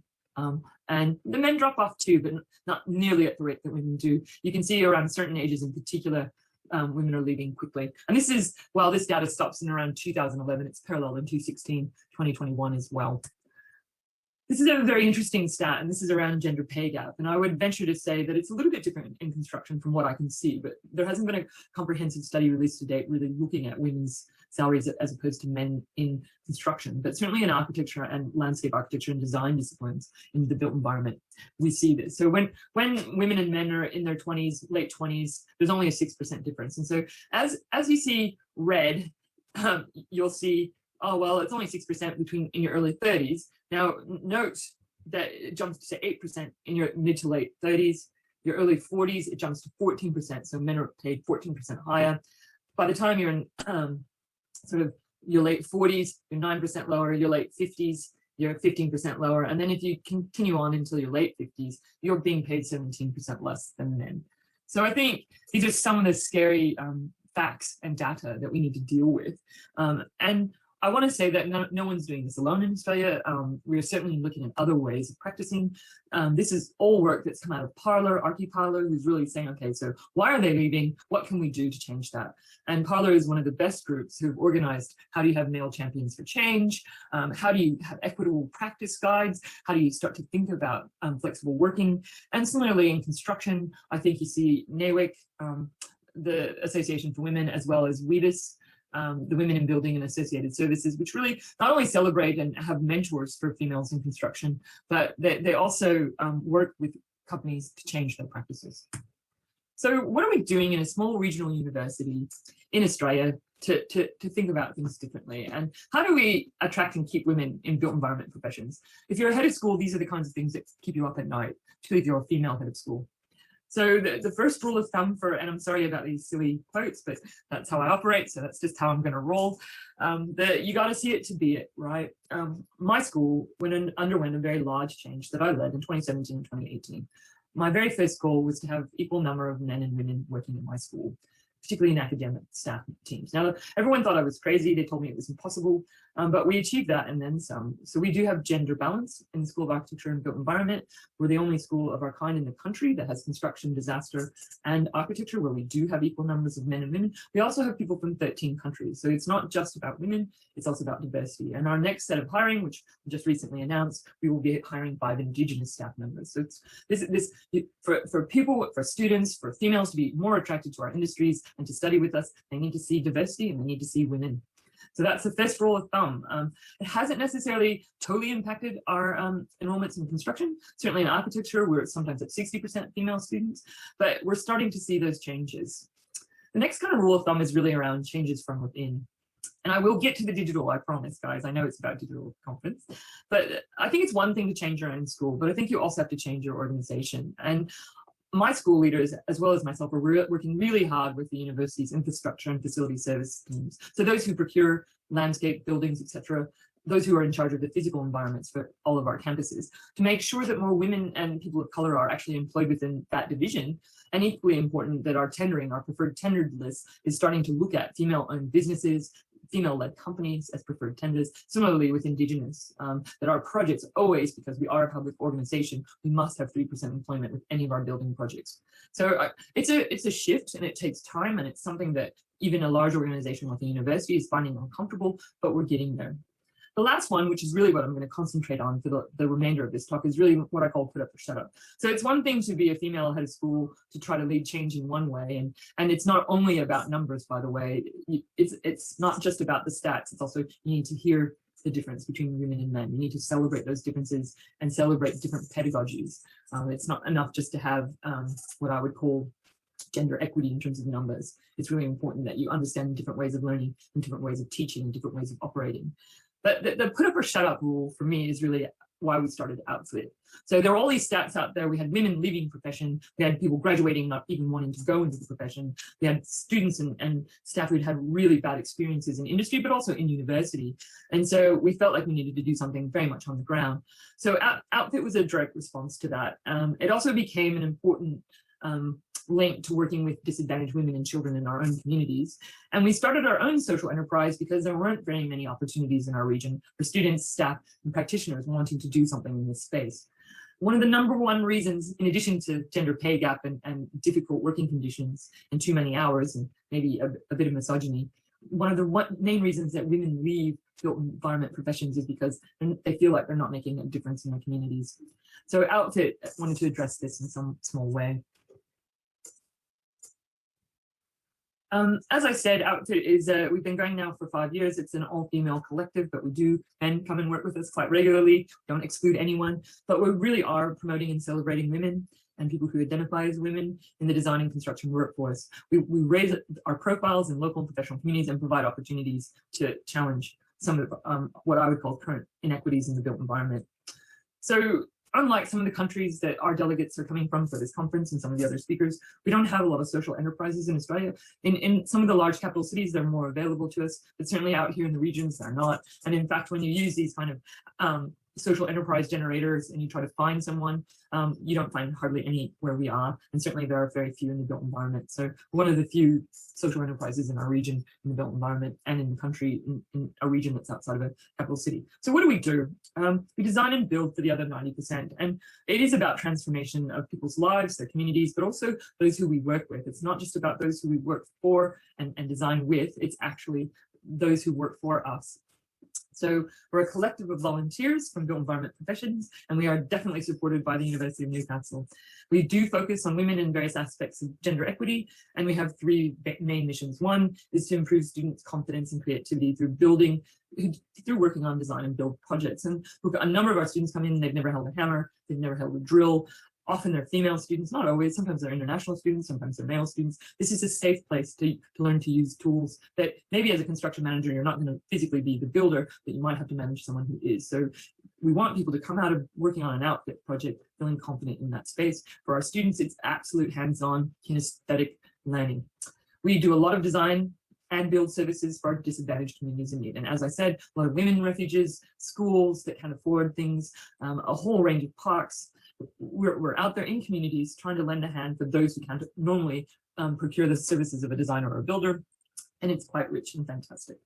The other part, which is probably the most important part, is fostering volunteerism. We know that legal professions and doctors and nurses often have pro bono work that they do. They volunteer in various aspects of their career for the community. But built environment professions don't always do that. Yes, a couple practices might have pro bono work, certainly the large multinational corporates do, but this is hands-on volunteerism, mentorship for our students, and we have a heck of a lot of sponsorship from trades and practices and materials. So it's a kind of circular economy, if you like, for this particular endeavor. I'm talking today about Outfit Digital and Outfit Physical, and I'm going to spend a little bit more time on Outfit Digital than I normally do. We have a program that we've introduced this year, and it's just at the beginning, and we're working on sponsorship and also doing the work, which we called She Built It. Now, this is inspired by Hannah Cheetham, who is the Design Build Project Officer at Outfit. And basically, Hannah's a builder. She's been working in different kinds of fabrication and building at different scales for a number of years. And often women approach her and say, well, how did you start? Did you do a trade? What got you into this? And how did you get around the hurdles? And basically, her quote, which I think is incredibly inspiring, she talks about, actually, you just got to jump them. You just got to run right through them. But we have to provide places for women to feel respected and safe, and places that they belong, but also where men can learn how to respect us as well. So one of the projects that she's conceived of and that we're starting this year is really this She Built It. And it's trying to answer how women can build confidence, experience, and skills to enter the workplace if they want to go into certain trades, or if they want to go into built environment professions. How do we support each other? How do we create female leaders? And it's through She Built It where we're developing a series of workshops where there's multiple and diverse females and non-binary audiences who want to help us make videos. They also want to work on our projects. But if we video them and we enhance this with diagrams and we post them in places on our website, people can learn from them. So it's not just us going out and doing one of our normal physical jobs, it's us training others. We're not really going to be able to certify our participants with industry approved accreditation. We know that's important for TAFEs, but we can help you get a white card. We can familiarize yourself with tools. We can give people a practical experience so that they're more confident. And I think that's the first step. And yes, it's not everything, but you got to start somewhere, and you do it using open source, and you do it using a learning platform that universities provide, and off you go. The second half of this particular program is really around the other end, which is about procurement. So a number of our clients have never procured anything. They've never worked with a designer. They've never written a grant. And so we're starting a digital repository and a source of templates to assist local communities to write grants, briefs, design briefs, to allow them, again, some of the work that we do and facilitate with them, to do this on their own and to help them through this, to walk them through it, to have blogs where they can ask us questions. Because again, while we love doing our projects, we're only a small team and we can only service as many projects as we can service. And this allows us to pay it forward using, very simple tools that all universities have at their disposal. So I'm just going to end with a few physical projects, and this is what we're known for, and this is where we have our greatest impact, one kind of job and one community at a time. Jenny's Place is a women's refuge. So for those of you who don't know what that is, it's a place where women who've suffered domestic violence and want to leave their partner can go. It's temporary housing. If they have children, the children can stay there. And it's a place where, while they're working through the trauma and looking to start their lives over again, they stay. There are a number of women's refuges in and around our region. Unfortunately, our statistics are 1 in 3 women in the Hunter region experience some form of physical violence, and 1 in 3 children as well in their home. So this is not an easy thing to say, and it's definitely, there are not enough refuges. So Jenny's Place was the first refuge we work with. We currently work with them. And again, these images are going to be de-identified because these places are secret. They have to be highly secure. This stat is now old, 1 in 4 women. That was before COVID. Now it's 1 in 3. But essentially, we did a playground and a couple of interior spaces for Jenny's Place, just so that they had a place to chill out where they could see their kids. They didn't have to play with them if they didn't want to. The kids would be safe. They'd have a bit of fun. They could actually play in a very secure, safe place. And before we got there, it was a mess. We did a lot of man hours, woman hours, and put in a lot of great things, a lot of the stuff the kids designed with us. But it's simple things that make their lives and that outdoor space better. We had a lot of things donated. We had contractors come in and give us their time and the materials for free. It's an ongoing project because we keep going back and upgrading some aspect of their facilities. This is their offices where they, this is more recent. We needed to take down some partition walls. And again, you see volunteers taking down partition walls, which when you're an architecture student and even a construction student, you don't always get this kind of hands-on experience. This is one of our clients telling us that they loved it and also they want to be a builder. So we're influencing the next generation. Sorry, I skipped over that. This is a small school for special needs children. Again, they don't have the kinds of budgets that our private or our public schools did. And a lot of it was around how do you give them sensory learning experiences. They needed much more immediate things that would draw their attention, things that would calm them. We did a lot of plantings of gardens. We did a lot of weavings of colors and kind of recycled materials. And again, this is the kind of access to design and build services that this particular school never would have had. Dottie's a great invention. She's a spotted trailer who you'll see in a second, but we decided that while we love the hunter in our region, and there's certainly a great deal of need, we wanted to take what we do and outfit on the road. So we applied for a grant, got it from the Newcastle Permanent Charitable Foundation, and now we have something where we can travel to remote communities. And this is Dottie being, I will say, celebrated by our Indigenous dance team at the university. So one of the last projects I'm going to show you is a recent project, which is really an interesting project for us. So Hannah, who I introduced to you before, is an incredible furniture maker, and she was in touch with the Newcastle Women's Domestic Violence Center. And what they wanted, now that, well, we're back in Zoom now, but prior to this about 2 months ago, we were actually back face to face. So when women go to court to face their abusers and have to testify, it can be incredibly intimidating. So what this particular group wanted was for us to build a moot court. So actually to build a court set, like all the furniture that you would see going into a court, and so that they could practice without being intimidated going into a courtroom setting. And so here you see young and old people learning how, in this case, to do a bit of planing on some pretty heavy tools, some fantastic shots, building this court. And this is sort of where obviously this is where the judge and in this case, the witness would give testimony, but there was a great range of furniture that was built, and they're now practicing it. Imagine how difficult it is to face your abuser. Imagine if you had a place to practice and know where the judge was going to be seated, know where your abuser was going to be seated, know the places where you could practice. It's a fantastic project. So I'm getting ready to conclude, and I guess these kind of funny pink diagrams are really about having impact, connecting, using volunteers, being incredibly important about a social enterprise and volunteerism. Understanding that we've now done 50 projects, both digital and physical. We've had over $200,000 worth of grant money. We've had at least 500 volunteers. I think the last time we added up our volunteer hours, it was in the hundreds of thousands. But it is around connecting community, students, clients, projects, mentoring, leadership. And it is framing around how social enterprises can keep women interested in the built environment. And someday, hopefully some of our output graduates and will be leading some of those tier 1 companies, and they'll remember why this is important. So we grew from a team of 5, and this is a build a couple of years ago, and we continue to flourish. And certainly this thing has taken off much bigger than I ever thought it would be, and I'm grateful for that. So once again, I want to thank Temi and her fantastic team. I think this initiative is terrific. And I wish you all the best, and I'm very sorry I can't be there in person or via Zoom. Thank you again.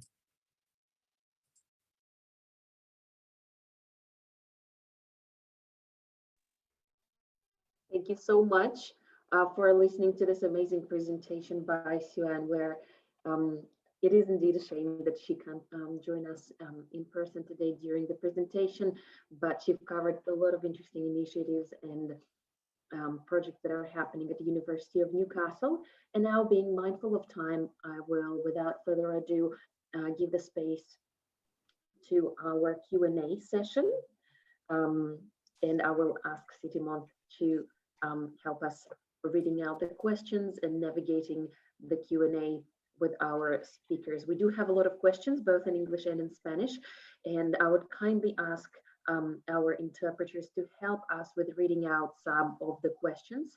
And dear participants, I hope that you're mindful that we have this presentation available both in English and in Spanish. All you need to do is just to select your language at the bottom of our Zoom presentation in the section interpretation. Thank you so much. And now we will move on to Q&A. Thank you very much, Abina. First of all, once again, thank you, Temi, for initiating this project and get people to get together to try to do something, to change something, to create some movement. And since the start of the project launch, we have seen a number of presentations that related to the problem that we are discussing right now in this project launch. For all these problems mentioned, you can see that they are multifaceted, right? There's so many dimensions. It's not just only people don't want to go to practice in construction, but culture, the business practice, legislation, policy, so many dimensions that to somewhat hindering how we can move forward. So I would like to know your opinions for all of our speakers today. Like, what are the possible activities that we can do more? And also the second question is, how can audience who attending our project launch today, how can they partake or being part of this movement? Yep. Maybe I direct the question to Temi first and then go into the queue. Thank you so much, Sitimon. for that good question. We all understand that there are a lot of structural issues that relates to the way the industry is set up itself, cultural issues, perception issues, and the way we have raised up our women. And to think about that some jobs are for men only or males only. So the essence of this project is to actually develop that awareness campaign, like I mentioned before, to actually showcase to our women, our coming generation, that it is possible for women to excel in this industry. Some of us have been there from very humble background, like everyone watching us. We came from nothing. My father was a draftsman. He wasn't an architect, he wasn't a builder. And I think, having spoken with a lot of women as well, we all found somebody there to tell us what are those things that we can do. So the essence of this project is that we understand there are challenges, and we are here to find out those challenges. So please join us in our next event, I think on the 28th of August, if I'm right, but we will advertise tomorrow, where we'll be talking to women in the industry. This is a high level conference, or we'll call it a small symposium, where women will be coming up to tell us some of the challenges that they have faced and what are those enablers. We'll be having participants from Australia and from other continents where where some strategies have been implemented, even from Africa, where some strategies have been implemented, and what are those things that we can learn from there. So going forward from there, we will now see how some of these lessons that have worked in other places can be adopted in the context of the Latin American region by working closely with our collaborators, which is partners from Latin America, especially people who have been in the space, organizations who have been in this space before. And I would also like to reiterate that helping women out of this poverty cycle or bringing up our women is not just for the government. It's not just for the university institutions or tertiary. It's going to be a collaborative effort where we have all NGOs chipping in, we have universities chipping in, we have tertiary educations chipping in, we have even the community members, because a woman who needs to attend trainings will need somewhere to keep their babies as well. So it's a collaborative effort in order to help our women, and also to give our young girls coming up an opportunity to know that there is a future for them, and there's an opportunity to strive in this industry that, like some of us have done, like Ms. Andrea and Rogers, a lot of women who have excelled in this industry, just like a head of school who has also come from a humble background in America, and she has been able to strive. I hope I've been able to answer that question. Yes, that's great. And other speakers, what is your opinions or answer to those questions? Maybe Mr. Whitten? I would find it very hard to expand on what Temi has just said. The important thing is to get information out there and swap experiences. I would really like so many people in government and in the construction industry to view the video of what we've just done, what we've just heard in the last hour and a half. It's been inspiring. And I think now is a time that we can look forward into the future. One of the great pluses, if there is a plus, of being in this COVID era and having so many restrictions is that we've got time to look at what we've done before and what we can do in the future. For instance, the construction industry here in Australia, as some of you would know, is finding a lot of difficulty with the restrictions currently in play, particularly in New South Wales. This is a time to look about how we can do better and how we can get more women into the construction industry, for instance. But not only the construction industry, there are a lot of other industries where women are very much underrepresented. But more than anything, it's events like this that awaken your thought processes. And I think the last hour and a half has been inspiring. Thank you very much. I totally agree with you. I think the movement still have to be keep it surface, so expose it to general public more and more. So was it your view, Andrea? You're on mute. Creo que una de las maneras que... Oh.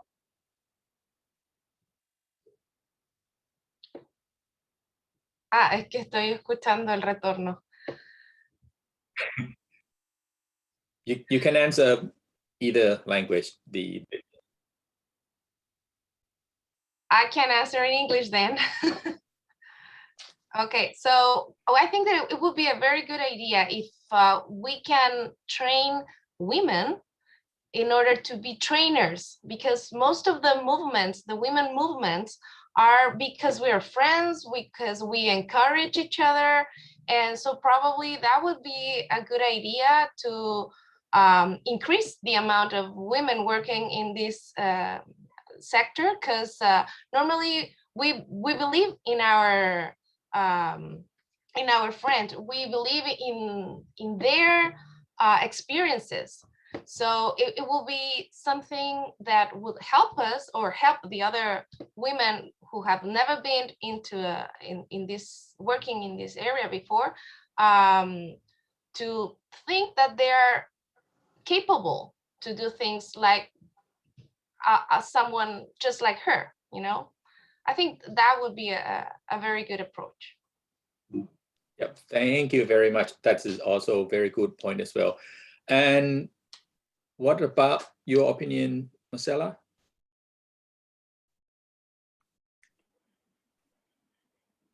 Well, I think there's also the education, what changes the world, and the education from the beginning for children, women and men, or any gender approach.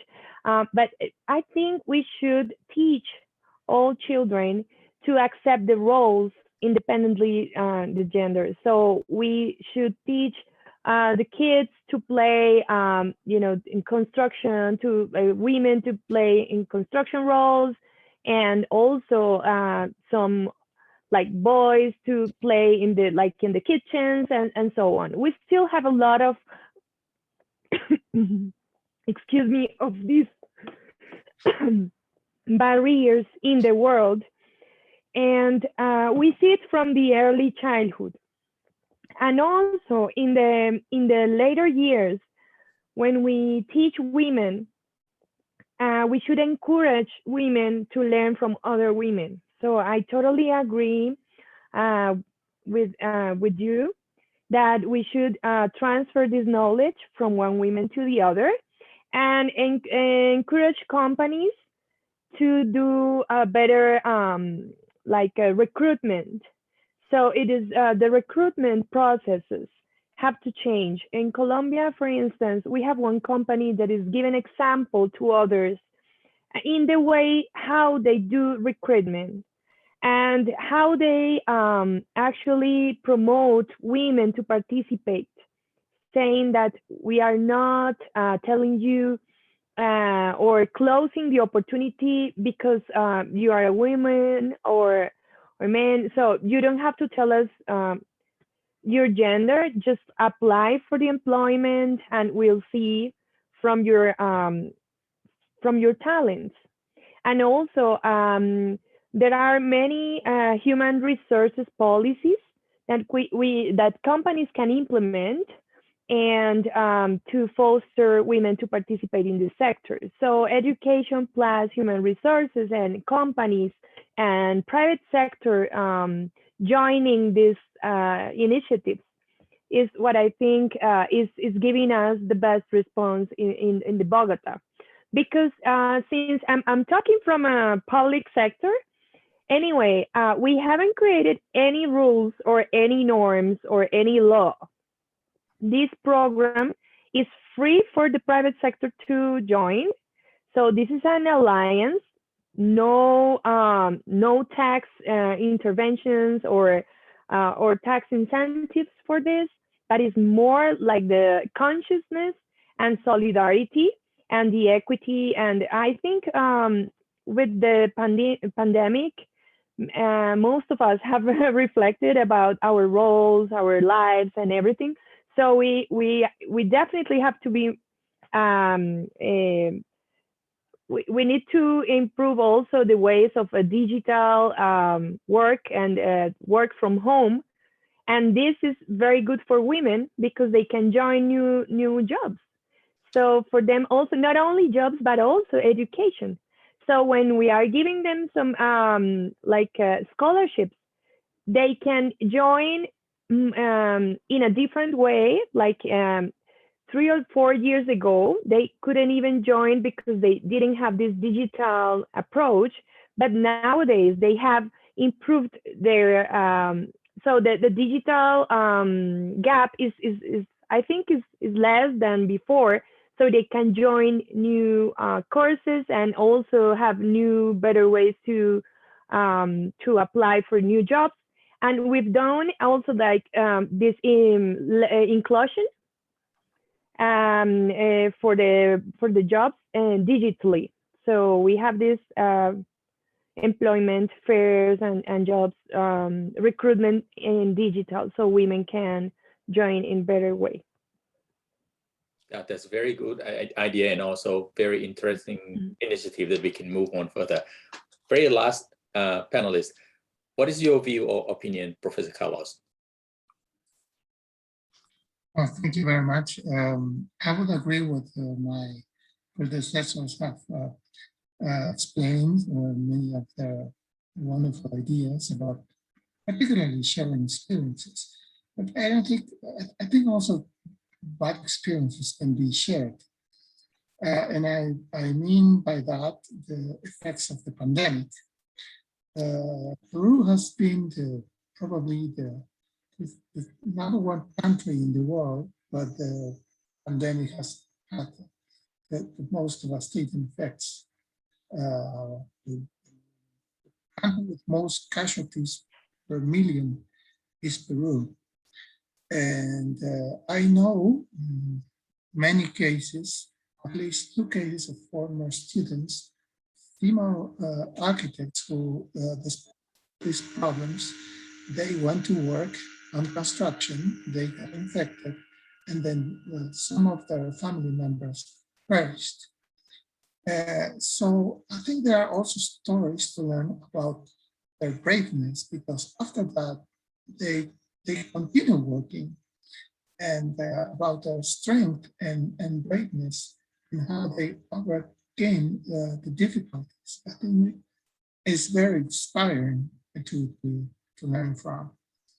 And of course, on the other side, what Marcela was just saying about the opportunities that the pandemic has produced, the way that this sort of virtual communication has developed in the last 2 years has been amazing. I mean, the way we are now communicating, I'm here in my house in Arequipa, and we're talking with you guys in Australia, and also in Chile and Colombia and everywhere in the world. And I think the idea of developing courses where many women from all over the world, particularly in Latin America, could join and learn from these experiences is wonderful. So I would also agree on the idea of sharing experiences. Thank you very much. It's all great and very interesting opinion from all of the panelists who's been working on this space. Last thing, I'm being mindful of the time. One last thing that I would like to ask project leader Temi, what and how can the audience get involved in this project further? And then you can kind of close off this session. Thank you so much, Dr. Sixmans.